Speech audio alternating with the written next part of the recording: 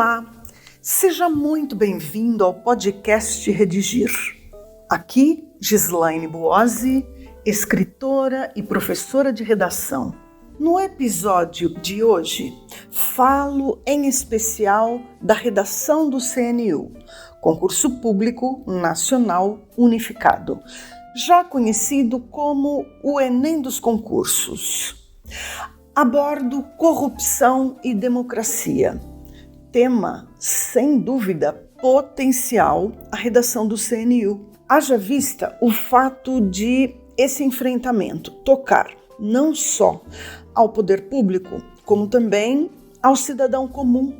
Isso se considerarmos a macro e a microcorrupção, que infelizmente vem se naturalizando. É isso.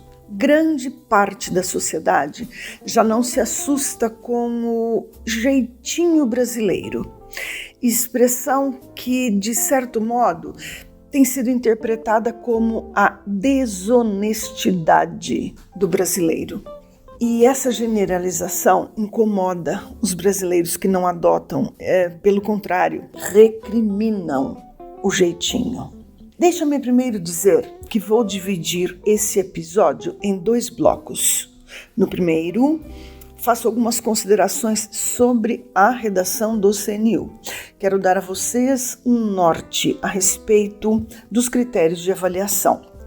No segundo bloco, apresento tema, tese, argumentos e caminhos para acabar com a corrupção e fortalecer a democracia. Nesse primeiro bloco, ressalto que o Ministério da Gestão e da Inovação em Serviços Públicos lançou, no final de 2023, uma estratégia para a seleção de servidores, o Concurso Público Nacional Unificado. Parabéns a essa iniciativa governamental. E já não era sem tempo. A melhor notícia é a de que o CNU contempla a escrita de um texto, que será avaliado em até 100 pontos. Para o bloco temático 8, será exigida a redação de um texto argumentativo. Consta no edital que o número de linhas será conhecido no enunciado da redação. Desse modo, pensemos no limite padrão. Um texto de 20 a 30 linhas, 4 parágrafos. Um parágrafo para a introdução, 2 para o desenvolvimento e 1 para a conclusão. Recolhi para vocês do edital do CNU os 5 critérios de avaliação do texto, quais sejam: adequação ao tema, atendimento ao tipo, mecanismos de coesão, seleção e organização de argumentos e domínio da norma culta. No primeiro critério, adequação ao tema, o candidato deve tomar todo o cuidado para não fugir nem tangenciar o tema. E para não incidir em nenhum desses erros, o ideal é que o candidato utilize em cada um dos parágrafos pelo menos uma vez a palavra ou a expressão-chave. Por sua vez, para não cometer repetições, ele deve empregar palavras ou expressões sinônimas. Rapidamente, é importante frisar a diferença entre fugir e tangenciar o tema. A exemplo do que ocorre na redação do Enem, foge do tema o texto que não focaliza nem o assunto mais abrangente, nem, por óbvio, o recorte temático propostos. Por seu turno, tangencia o tema, o texto que focaliza o assunto mais abrangente e não necessariamente o recorte temático. E, atenção, a fuga ao tema é motivo que leva a redação à nota 0. Na tangência, o candidato é prejudicado no item adequação ao tema. Os demais critérios são avaliados. No segundo critério, atendimento ao tipo, será proposta ao candidato a redação de um texto argumentativo, que, como sabemos, há de ser um texto híbrido, quer dizer, misturado. Deve haver trechos informativos, por exemplo, retomadas históricas, nomes, estatísticas, a partir dos quais se fará a argumentação propriamente dita. As informações fundamentam, sustentam a argumentação. Mas, cuidado, o texto pronto deverá ser predominantemente argumentativo. No terceiro critério, mecanismos de coesão.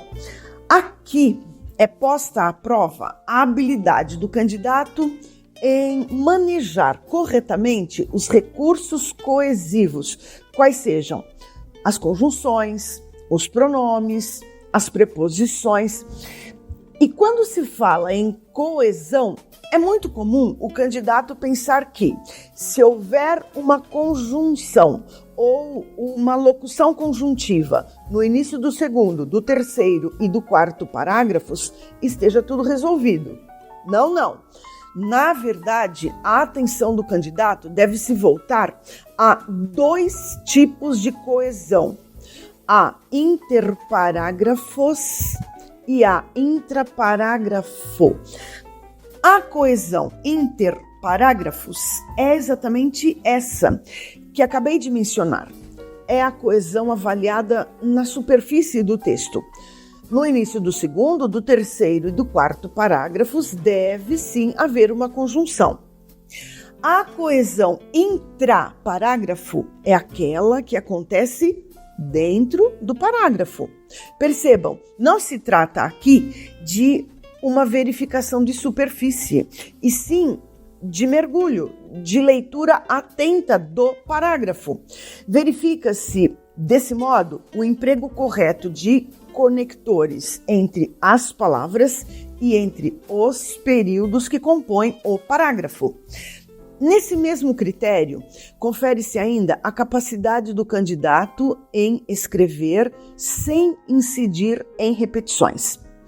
Outro detalhe, muitíssimo importante: não se deve construir parágrafos de uma só frase.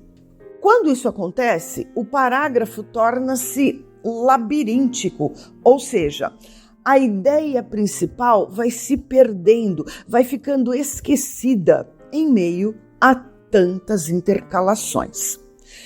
No quarto critério, o corretor avalia a capacidade do dissertador em selecionar, organizar e relacionar argumentos pertinentes ao tema. Esse critério é bem complexo, mas vai ficar fácil. Quando se fala em selecionar e relacionar, fala-se na escolha de repertórios, argumentos, causas, consequências, exemplificações, citações, obviamente, bem conectadas, bem relacionadas, quer dizer, pertinentes ao tema.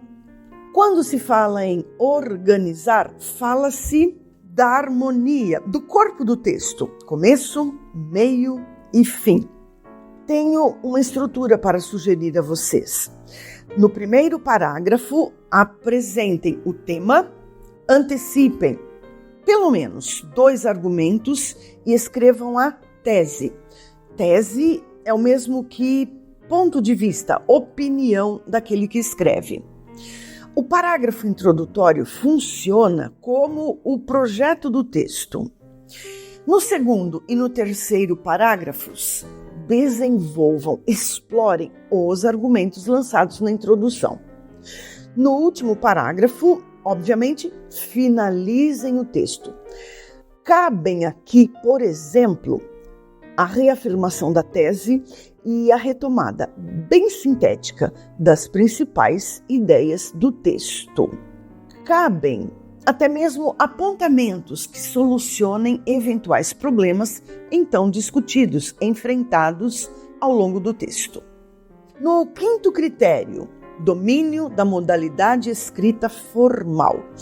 As aulas de gramática devem vir à tona.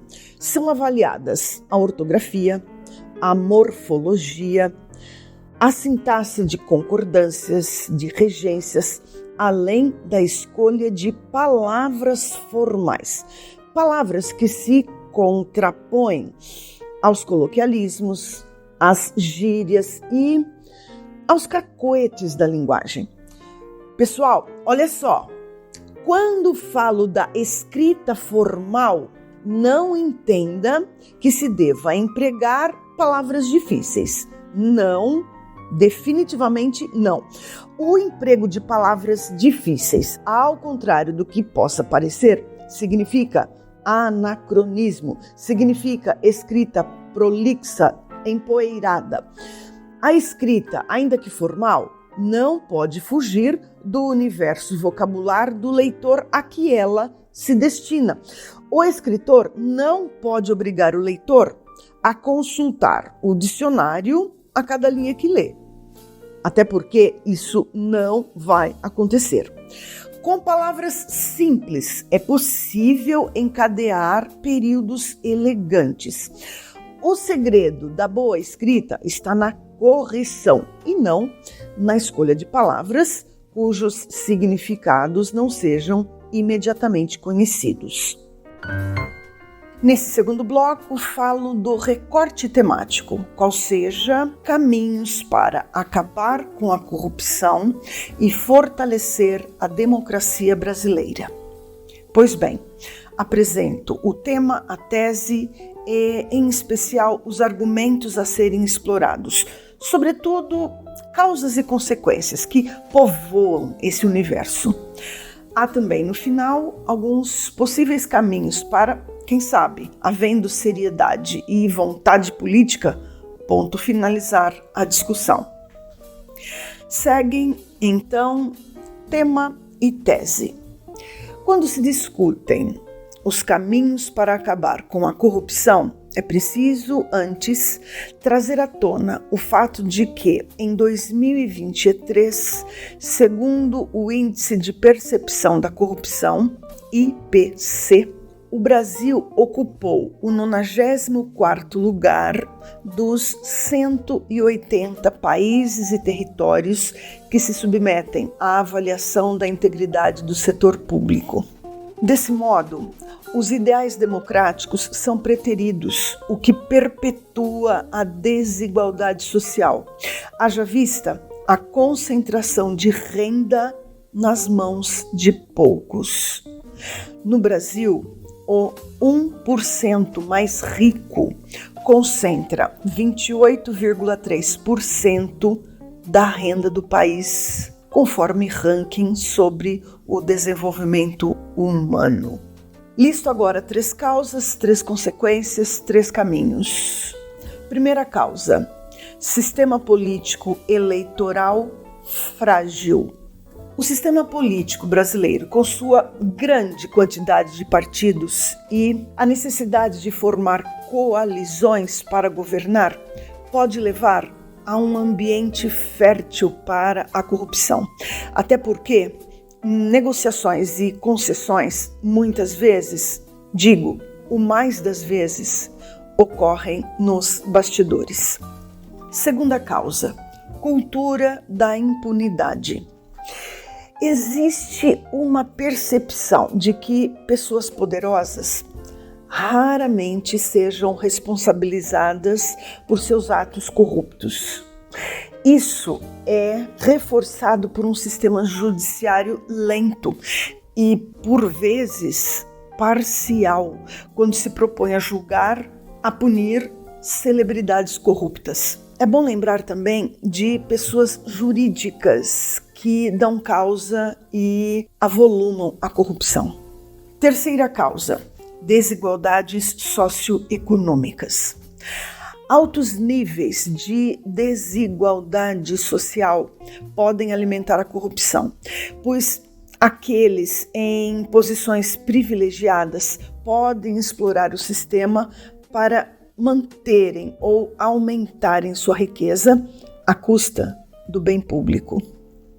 Primeira consequência: desconfiança nas instituições. A corrupção mina a confiança do público nas instituições governamentais e democráticas, o que pode levar ao desinteresse ou à apatia política, que vai desaguar na falta ou na pouco significativa participação na vida pública, que por sua vez enfraquece a democracia. Segunda consequência, desvio de recursos públicos. Fatia considerável de recursos que, na fonte, são destinados para serviços públicos tem vazado pelos corredores da corrupção, o que fere de morte as populações mais vulneráveis, porque sacrifica a saúde, a educação, a segurança e a infraestrutura sanitária básica. Terceira consequência, prejuízos econômicos. A corrupção dá margem à instabilidade de negócios e, desse modo, desarticula investimentos estrangeiros. Isso afeta o crescimento econômico do país. Primeiro caminho para combater a corrupção e fortalecer a democracia. É preciso implementar mudanças no sistema político eleitoral para reduzir o número de partidos e simplificar o processo, com a finalidade de diminuir a complexa política de coalizões governamentais. Segundo caminho, investir em órgãos de fiscalização e controle, como o aumento do efetivo e das agências da Receita Federal, dos tribunais de contas, das delegacias de controle. Tudo isso é vital para aumentar a eficiência do poder público, garantindo que a lei seja aplicada igualmente a todos. Terceiro caminho. Por último, é necessário promover a educação cívica para conscientizar pessoas de todas as classes e de todas as faixas etárias a respeito da importância da democracia participativa, inclusive para exigir maior transparência nas ações governamentais. Pessoal, só agora me ocorreu. Até aqui falei sobre a noção macro da corrupção no Brasil. Entretanto, como eu havia dito na abertura, é preciso também citarmos pequenas corrupções. E deixo claro que não concordo com esse adjetivo, mas é o calor do momento que nos permite apequenar atitudes como furar fila, colar em provas acadêmicas, tomar para si um troco recebido a mais, tomar para si algo que foi pego apenas emprestado, fraudar atestados médicos, sonegar impostos, fabricar, comercializar e comprar produtos pirata, estacionar em vagas especiais. Tudo isso também é mostra de corrupção ou da microcorrupção. Mas essas situações são penalizadas? Nem sempre, nem todas. Mas aqui a sabedoria popular nos dá um norte. Ladrão que rouba um tostão, rouba 1 milhão. Não existe corrupção grande ou pequena. Existe corrupção. Existe comportamento corrupto. E isso jamais pode ser normalizado. Esqueci de falar do GatoNet. Quer exemplo maior de microcorrupção? Então é isso. Antes de escrever sua dissertação, sugiro que, se for preciso, ouça novamente o podcast e leia não só o material de apoio, como também outros conteúdos sobre o tema. Também convido você a assinar o podcast da plataforma Redigir no seu tocador de preferência. Há, na plataforma, uma redação modelo sobre esse tema. Um abraço, ótimas redações, excelentes resultados no CNU e até o próximo episódio.